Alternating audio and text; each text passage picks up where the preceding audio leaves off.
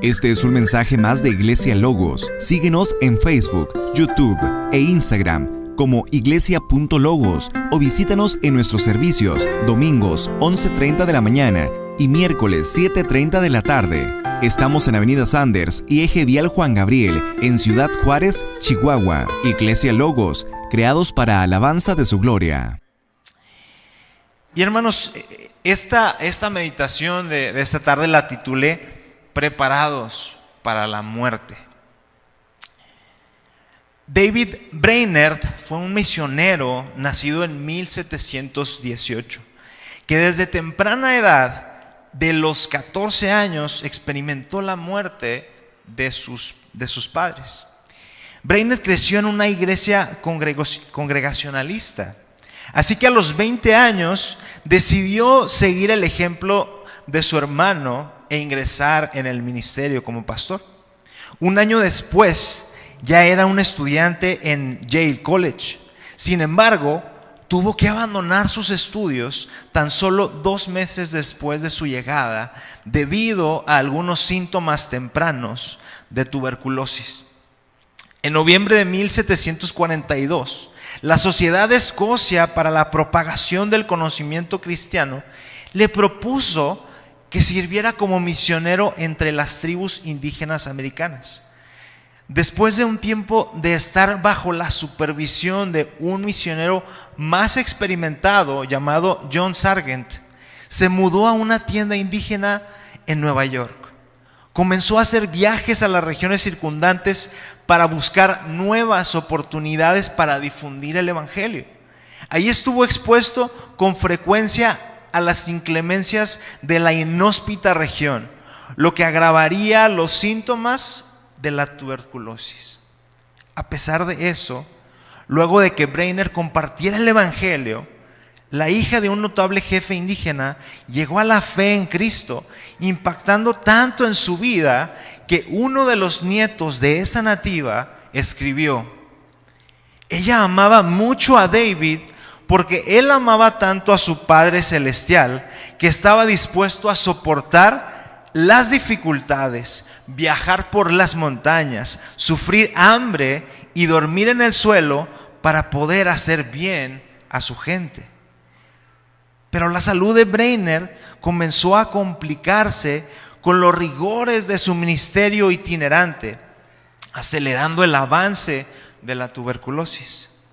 Él comenzó a registrar sus expectativas del cielo en un diario cuando se dio cuenta de que lo inevitable se acercaba. En septiembre de 1746, a la edad de 28 años, escribió: «Oh, qué bendición es estar habitualmente preparado para la muerte». ¿Sabías que vas a morir? ¿Sabías que vas a morir? ¿Sabes cuándo vas a morir? ¿Sabes cómo vas a morir? ¿Estás preparado para cuando eso ocurra? Estas preguntas han tenido un eco en nuestro corazón, porque tan solo unos días después de habernos casado, en nuestra luna de miel, en una avenida transitada,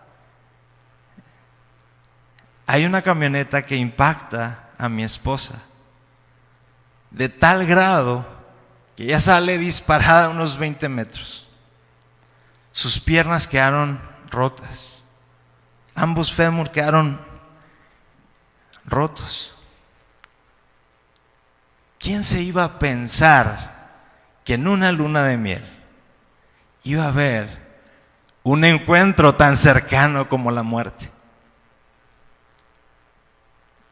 Y ahora no les voy a dar mucho del testimonio de ese accidente, que es un milagro de parte de Dios. Sinceramente, que ella ahorita esté con un bebé en su vientre es un milagro de parte de Dios. Estando ahí tendida, yo sentí: Dios, ya tuviste el tiempo para mi esposa. Me la prestaste unos cuantos días y ese fue su tiempo y bendito seas. Y ahorita no les voy a compartir testimonio. Esperemos un día después ahí nos invitas, pastor, y les compartimos un poco más de eso. Pero ¿quién en su sano juicio, al momento de estar esperando un bebé, está al mismo tiempo preparando su funeral? ¿Sabes que vas a morir? ¿Sabes cuándo vas a morir? ¿Sabes cómo vas a morir? ¿Estás preparado para cuando eso ocurra? Mientras más temprano en tu vida hagas estas preguntas y las contestes de acuerdo a lo que Dios dice, tu vida va a cambiar drásticamente. Durante esta meditación de esta tarde voy a estar usando la expresión el mundo, refiriéndome a los no creyentes en Cristo, para tenerlo ahí en cuenta. Tú sabes que la muerte ha tomado una relevancia en los últimos meses, en los últimos años, en este mundo, a través de los medios. Nuestra amada ciudad Juárez ha sido reconocida, especialmente por la mala nota. Ya tienen esa plantilla predeterminada de cuántos muertos hay en este día, hay en este mes. Ya la tienen ahí y nos la están poniendo diariamente. Por otro lado, los medios contabilizan el impacto de este virus mayormente por sus muertos que por sus sobrevivientes.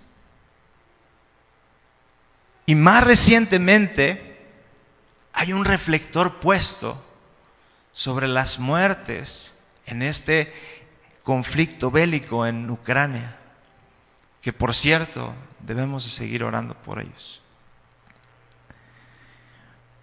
Pero ¿te has puesto a pensar la razón por la que el mundo, aquellos que no creen en Cristo, están comunicando estos asuntos concernientes a la muerte de la manera en que lo hace?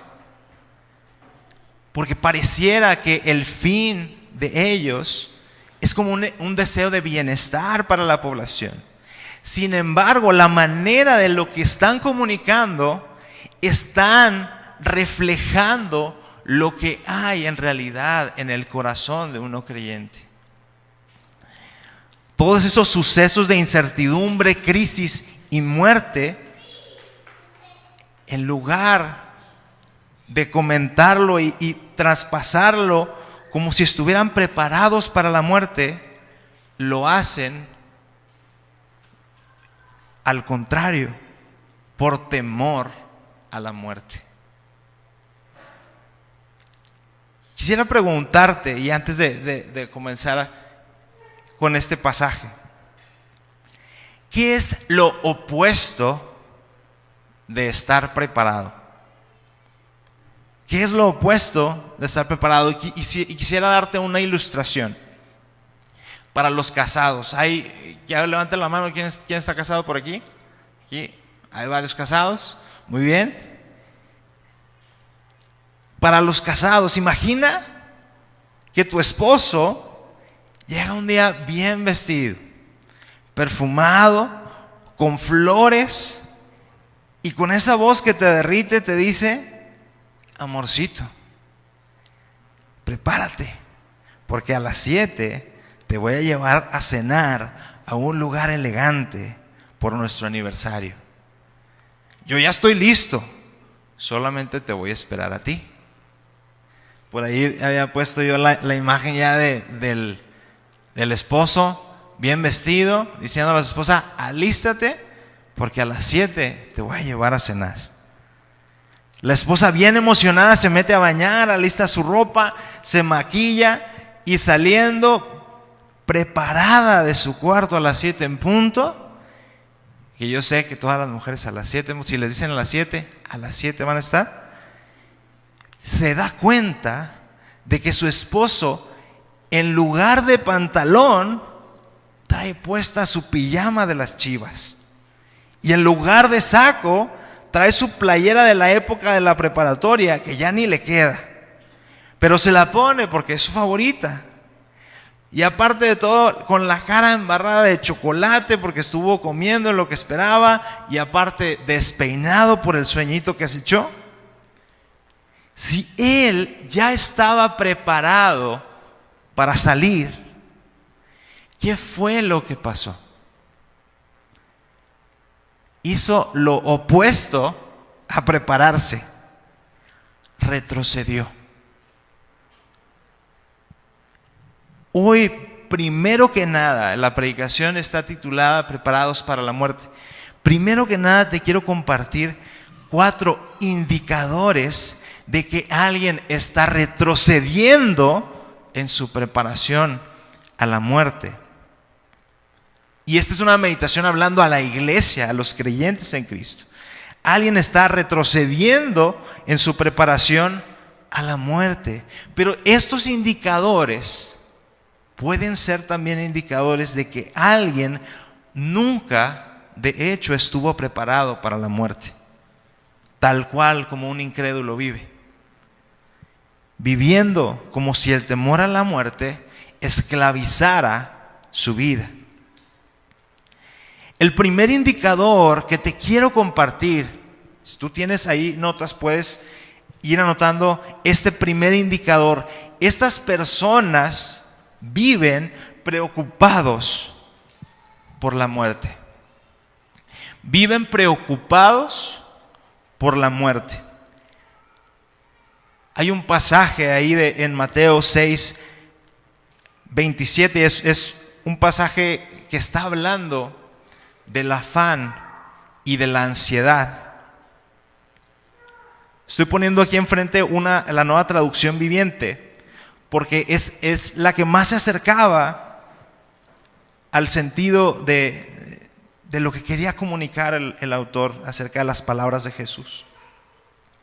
Y dice ahí en estos 2 versículos que estoy tomando: ¿acaso con todas sus preocupaciones pueden añadir un solo momento a su vida?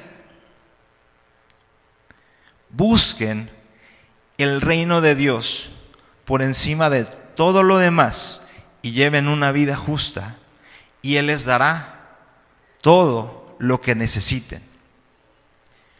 El énfasis y el contexto de este pasaje es: las prioridades sí importan.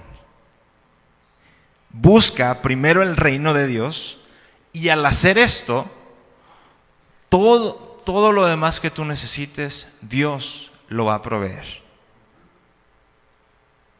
Pero para llegar a ese énfasis, tuvimos que aprender una lección muy importante. El afán y la ansiedad y la preocupación son extremadamente útiles para nada. Se lo repito, para llegar a ese énfasis tuvimos que aprender esta lección importante. El afán, la ansiedad y la preocupación son extremadamente útiles para nada. En el versículo 27 nos dice: si nos preocupamos tanto, ¿podremos añadir un momento a nuestra vida? Son preguntas retóricas, ¿verdad? No necesitan contestación, porque no podemos. Por más que te afanes, por más que te esfuerces en preocuparte, no puedes añadir un momento a tu vida. ¿Esto significa que vamos a vivir descuidando nuestra vida, nuestro cuerpo? No, no es eso. Significa que cuando buscamos el reino de Dios, al hacer eso, tendremos la prudencia adecuada para cuidar de nuestro cuerpo, pero nunca alterando el orden de las prioridades. Buscamos primero el reino de Dios, y después Él sabrá el momento adecuado donde terminará nuestra vida. Nuestra preocupación no va a aumentar un minuto, un segundo en nuestra vida. Dmitry Gitskov es un multimillonario ruso que en 2016 se propuso que en tan solo 30 años todos podrían vivir para siempre, transfiriendo los cerebros de las personas en las computadoras y asimismo a los robots para que puedan vivir para siempre. ¿A poco no está normalizado en el mundo vivir preocupado por no morir? ¿Se ha dado cuenta de eso? Dmitry vive preocupado por la muerte. ¿Y tú estás dispuesto a poner a Dios y a su reino en segundo o en tercer lugar con tal de vivir más tiempo en esta tierra? ¿O deseas obedecerlo primero a Él, confiando en que tu vida estará en las manos adecuadas y que terminará en el momento adecuado? Ese es el primer indicio de alguien que está retrocediendo para estar preparado para la muerte, es decir, que vive una vida preocupada constantemente por la muerte.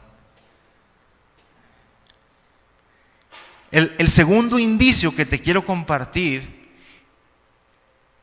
es que estas personas que están retrocediendo viven sin la esperanza de la resurrección. Allí en 1 Corintios 15:32, el apóstol Pablo está diciendo: ¿y qué valor hubo en luchar contra las fieras salvajes? Dice, esa gente de Éfeso, si no habrá resurrección de los muertos. Y si no hay resurrección, comamos y bebamos, que mañana moriremos. Pablo está planteando un escenario irreal donde no hay resurrección, donde Cristo falló en la cruz, murió y no resucitó. Si no hay resurrección, en efecto no tiene sentido enfrentar la aflicción de seguir a Jesús, porque un creyente va a estar viviendo constantemente atacado y va a vivir en aflicción.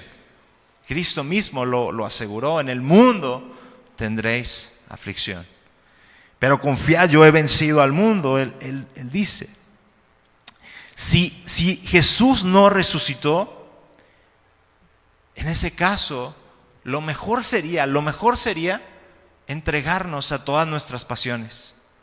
Vive lo mejor que tú quieras, lo mejor como tú te da a entender tu cuerpo, lo que tú desees, eso hazlo. Eso tendría sentido si Cristo no resucitó.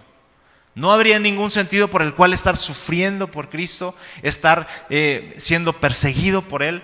No tendría ningún sentido hacer eso. Y creo que los primeros testigos de la resurrección de Jesús parece que no vivieron bajo ese escenario irreal que Pablo plantea. Ellos estaban tan convencidos de la verdad de las afirmaciones, de sus afirmaciones, de haber visto a Jesús resucitado, que no tenían miedo de sellar su testimonio con la tortura y con la muerte.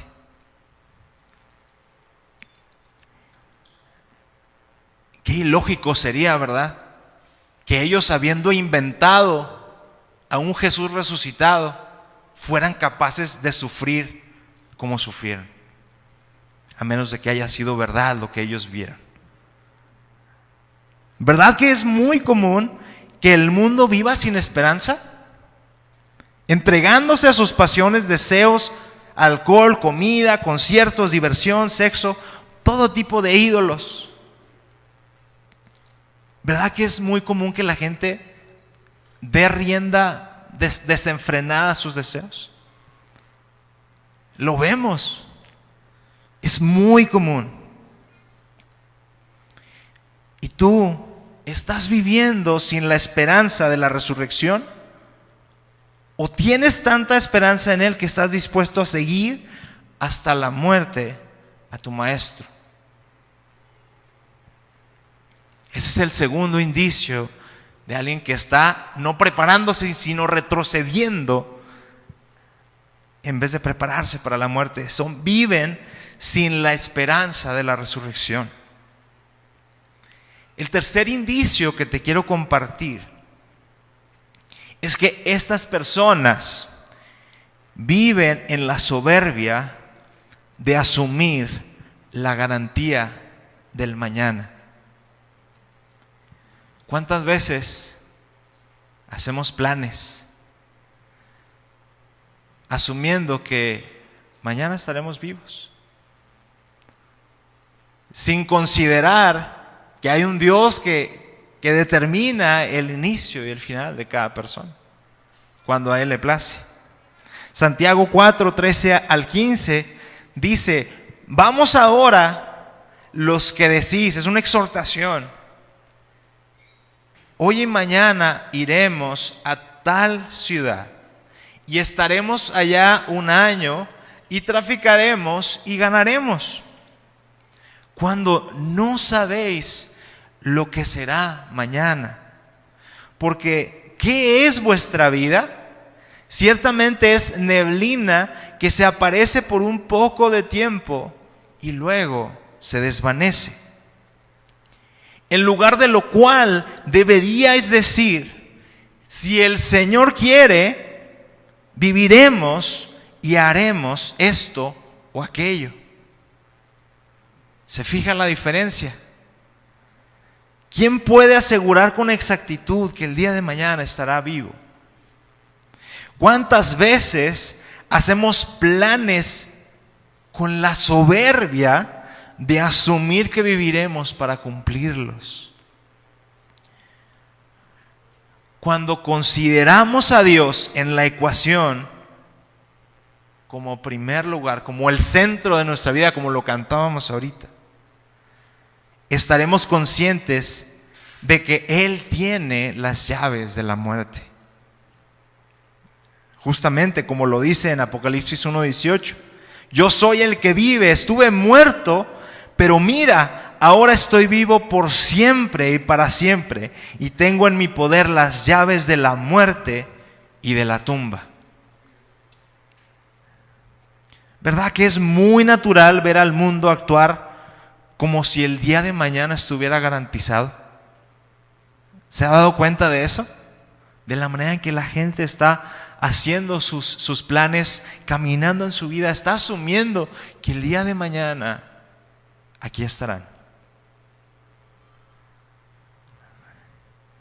Y tú estás soberbiamente asumiendo que tendrás vida el día de mañana, como si no hubiera un Dios soberano que asume el control de la vida y de la muerte.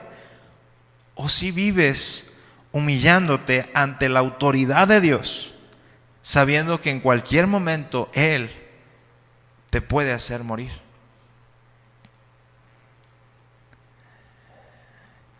Ese es el tercer indicio de alguien que está retrocediendo en su preparación para la muerte. Vive en la soberbia de asumir la garantía del mañana.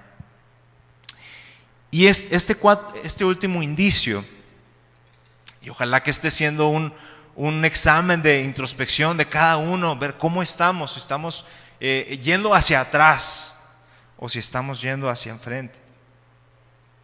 El último indicio que les quiero compartir, definitivamente hay más, es que estas personas viven en incredulidad. Viven en incredulidad. Usted conoce esta gran historia de Jesús calmando la tormenta. ¿Es familiar para ustedes esta historia? Hay varios evangelios que tocan esta historia. Y quiero ahorita centrarme en lo que dice Mateo 8, 23 al 27. Y dice: y entrando él en la barca, sus discípulos le siguieron. Y he aquí que se levantó en el mar una tempestad tan grande que las olas cubrían la barca, pero él dormía, Jesús. Y vinieron sus discípulos y le despertaron diciendo: Señor, sálvanos, que perecemos. Él les dijo: ¿por qué teméis, hombres de poca fe? Entonces, levantándose, reprendió a los vientos y al mar, y se hizo grande bonanza. Y los hombres se maravillaron diciendo: ¿qué hombre es este, que aún los vientos y el mar le obedecen? Los discípulos habían entrado en una barca siguiendo ¿a quién?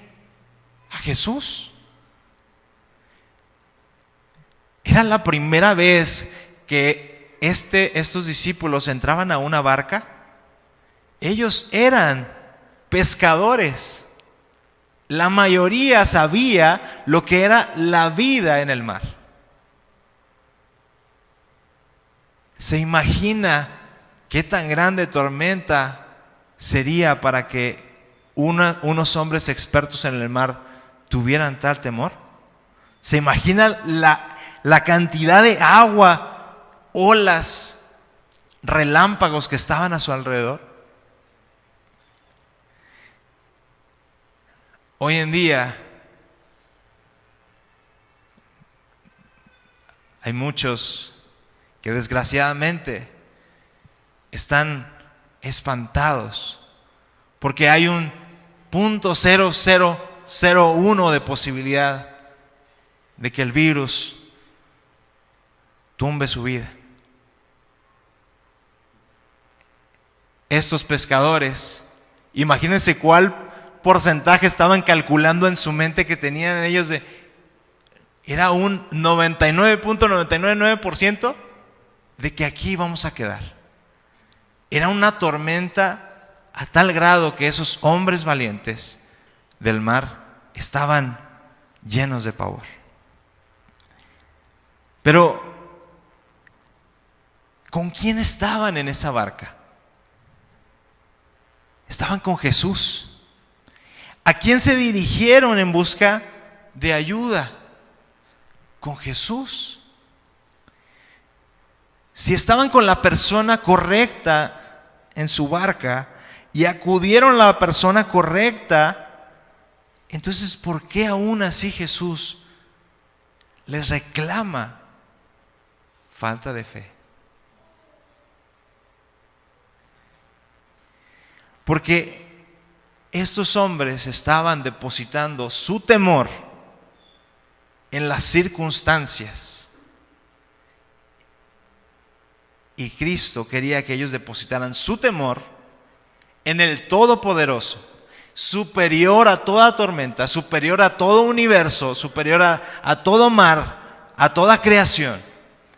Cristo quería que pusieran su temor reverente en Él. Y así lo hicieron al final. ¿Quién es este? ¿Qué hombre es este? Que aún los vientos y el mar, cosas que no tienen mente, cosas que no tienen voluntad para nosotros. Ahora podríamos agregar: ¿quién es este hombre que aún el virus, Él lo maneja? Él puede disponer de ese virus cuando Él quiera. Él puede hacer lo que Él quiera con esta guerra. ¿Quién es este hombre? Es Cristo. Pero su incredulidad lo cegó. No estaban pudiendo ver al gran maestro, al gran creador, porque su incredulidad, su mirada en otras cosas, en el contexto, lo estaba nublando. Su propia vida estaba en riesgo. Para cualquiera de nosotros sería algo muy natural y muy normal. Es que de verdad estamos muriendo, tenemos que acudir con Cristo. Y es verdad, hermanos. Vamos a Cristo, pero no como nuestro último recurso. no porque estamos temiendo terminar con esta muerte en esta tierra. Vamos con Él porque Él es el dador de la vida.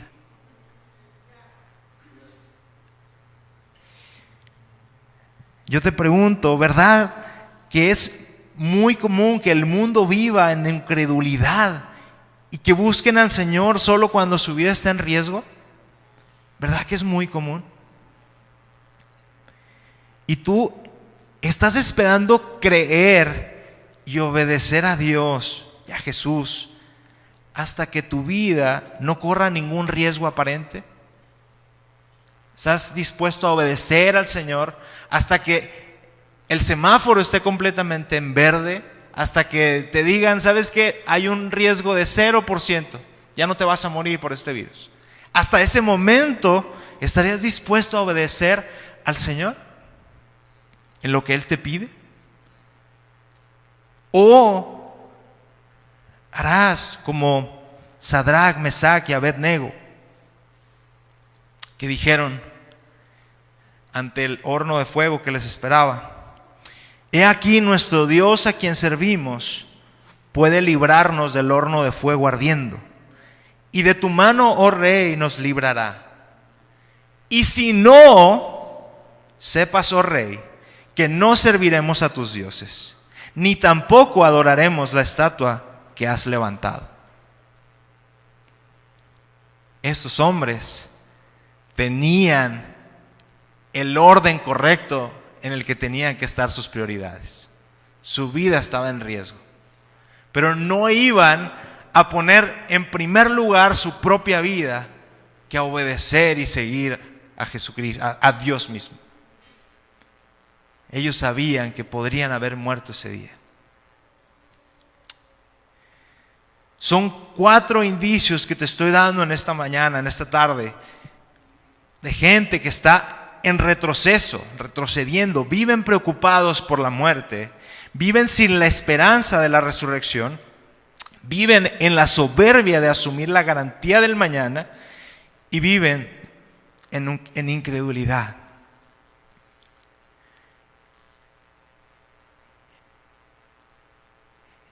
Gracias a Dios que nos ha provisto de una perspectiva más alta y mejor acerca de la muerte, que tiene como fin prepararnos para cuando nos enfrentemos cara a cara con ella, el día que el Señor lo decida. Y vamos a ir a Hebreos 2. Ahí sí tenga su Biblia abierta, Hebreos 2, del 14 al 18.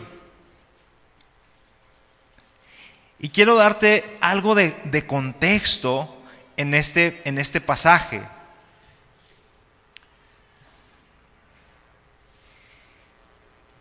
Aquí el escritor, no se sabe quién es el escritor, pero el escritor está hablando a un grupo de judíos. Y les está hablando, en estos versículos anteriores, está hablando de la persona de Jesucristo, cómo Él se había encarnado para venir a esta tierra, que no había ángeles más altos que Él, no había profetas más buenos que Él. Jesús estaba por encima de todo y de todos. Y ese Jesús había venido a la tierra. Y también el pasaje está hablando acerca de los que Jesús llama hermanos, a los hijos de Dios, a los que han creído y puesto su confianza completa en Él, a sus hermanos. Ahí está hasta el versículo 13, se está hablando acerca de Cristo mismo y de los hermanos de Jesús, es decir, los hijos de Dios.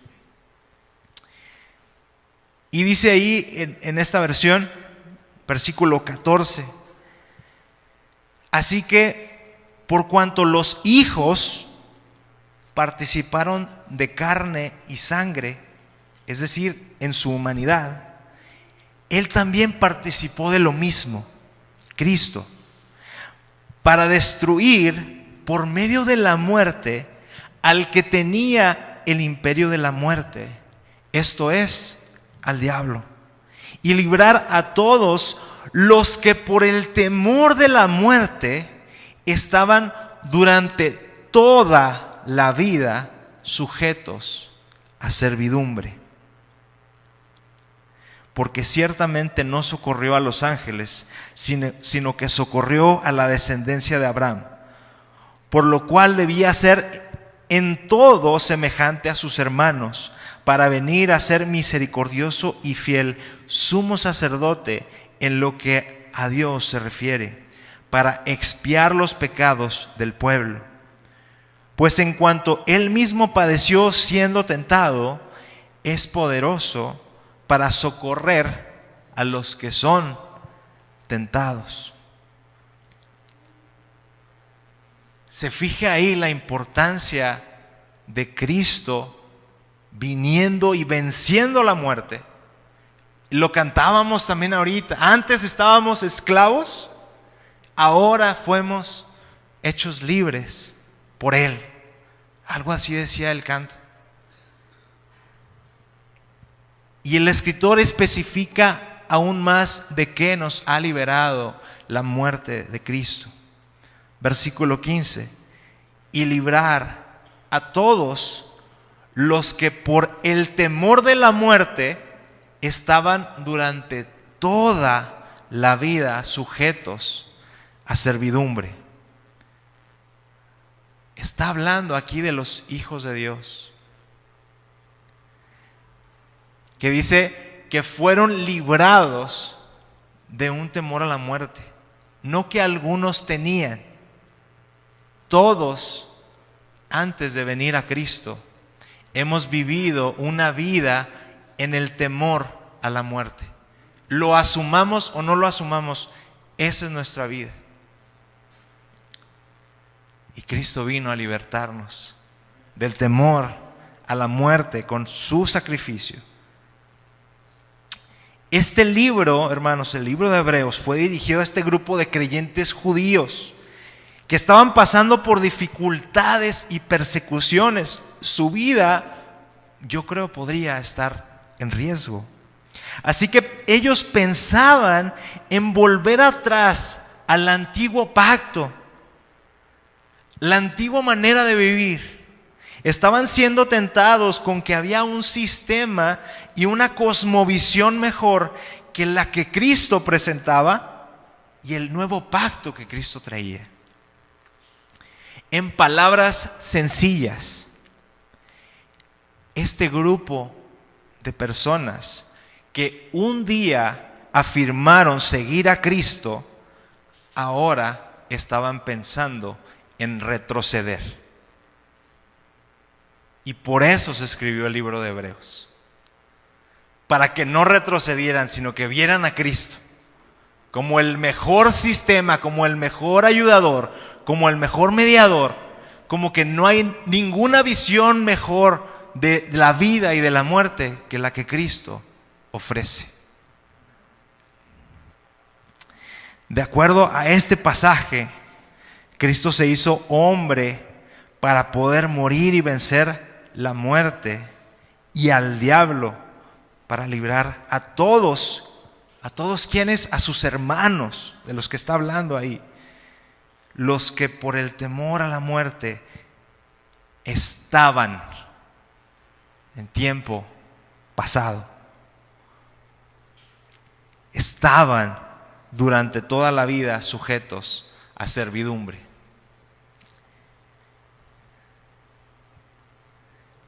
Hay un pasaje que nos ataca precisamente este énfasis que está dando el escritor. Y lo dice después de escribir esta carta a los hebreos. Se encuentra en Hebreos 10:39. Y de seguro usted conoce este pasaje. Hebreos 10:39 dice: pero nosotros no somos de los que retroceden para perdición, sino de los que tienen fe para preservación del alma. Nosotros no somos de los que retroceden para perdición, sino de los que tienen fe para preservación del alma. ¿Has vivido en temor a la muerte y ahora quieres vivir preparado por ella? El tener un encuentro cercano con la muerte no te va a preparar para eso.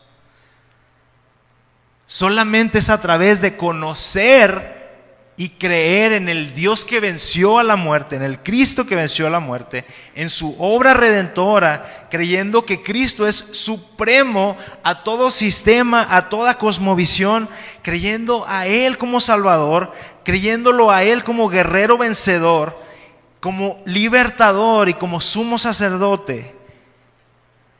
Creyendo en Él es que podrás estar viviendo preparado para la muerte. La promesa es que nada ni nadie nos va a arrebatar de su mano. En Él estamos asegurados en la vida y en la muerte. Y si aún así te sientes tentado a retroceder, y tal vez lo has hecho, puedes acudir a Él en arrepentimiento, porque Él es nuestro mediador y nuestro sumo sacerdote, ya que Él también fue tentado. Justamente el pasaje nos dice que Él nos puede ayudar, porque Él como ser humano fue tentado. Él no cayó, pero sabe lo que es ser tentado. Así que si nosotros hemos sido tentados para retroceder, vamos con Cristo y Él nos puede ayudar. Este misionero del que te hablaba, David Brainerd, en 1747 escribió una carta a su hermano. Te voy a leer un extracto. Estamos por terminar. Dice: querido hermano, estoy escribiendo al borde de la eternidad, esperando hallarme muy pronto en el mundo invisible. Ya no me siento habitante de la tierra y algunas veces deseo partir para estar con Cristo. Bendito sea Dios, durante varios años Él me ha dado una convicción firme de que es imposible que ninguna criatura racional goce de verdadera felicidad sin haberse dedicado enteramente a Él. Bajo la influencia de esa convicción he obrado hasta cierto punto, o si lo hubiera hecho más aún. Dios sabe que de todo corazón deseaba servirle más tiempo en la obra de su ministerio, aunque tuviera que ir acompañado con los trabajos y las penalidades de los años pasados. Si Él hubiera considerado apropiado que lo hiciera, pero como su voluntad se ve que es distinta, estoy plenamente satisfecho y solo puedo decir libremente: sea hecha la voluntad del Señor. Con todo el afecto de tu hermano moribundo, David Brainerd. A las pocas semanas, David falleció a los 29 años de edad.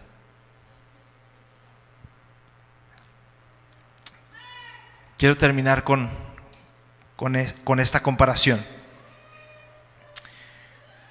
Si para el mundo la muerte significa fin, para nosotros significa el comienzo de una eternidad con nuestro Rey. Si para el mundo la muerte significa pérdida, para nosotros es ganancia. Si para el mundo la muerte significa enemigo, para nosotros significa la puerta que nos guía a nuestro mejor amigo. Si para el mundo la muerte le parece una derrota, para nosotros significa una victoria en Cristo. Si para el mundo la muerte le parece invencible, para nosotros es totalmente vencida por Cristo y ahora indefensa sin un aguijón. Si para el mundo la muerte significa completa desesperanza, para nosotros significa gran gloria ubicada justo después del trago amargo de la tumba. que la perspectiva de la muerte que Dios nos da a través de la persona de Jesucristo sea la base de nuestra confianza, y que nuestro accionar, hermanos, y nuestras palabras sean de un creyente cimentado y confiado en su Señor como vencedor de la muerte. Y que no sean palabras y acciones como de la gente que retrocede, como lo dicen en la Escritura, para perdición.